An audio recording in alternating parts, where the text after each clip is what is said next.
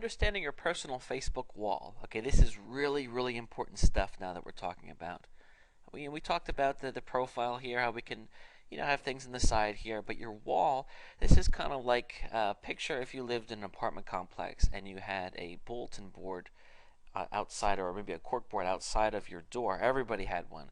That would mean that anytime someone stopped by, they could leave you a note, leave you a message, and then of course anybody walking by could see. And this reminds me of, a lot of times this happens in college. You have a board and people, write posts or whatever, and of course everybody can see it. This is exactly what this wall is meant for. It's a way that other people can leave you messages. You can leave messages for other people, but the thing is, everybody gets to see it.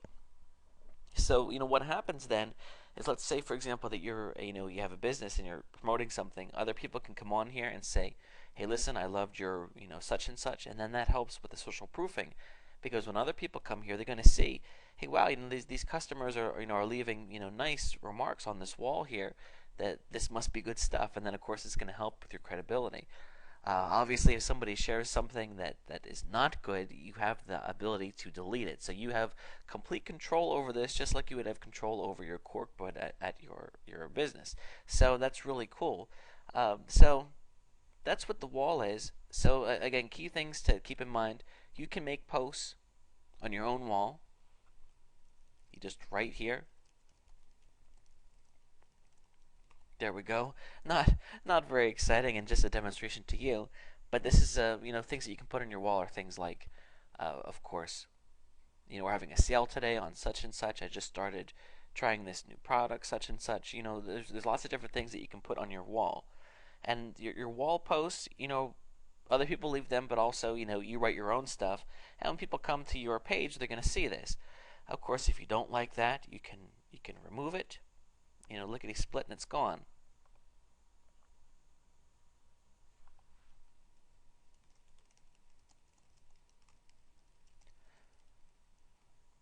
Okay, and then there we go, and there's another new post. So again, all my friends, can see this, and actually all of my friends were just notified that I made this post, or they're notified in a feed, and we're going to talk about that in a minute. But shortly you're going to see how this is all connected, and it's very amazing. But the point is, again, your wall is a place for other people to be conversing with you, but it's also a place that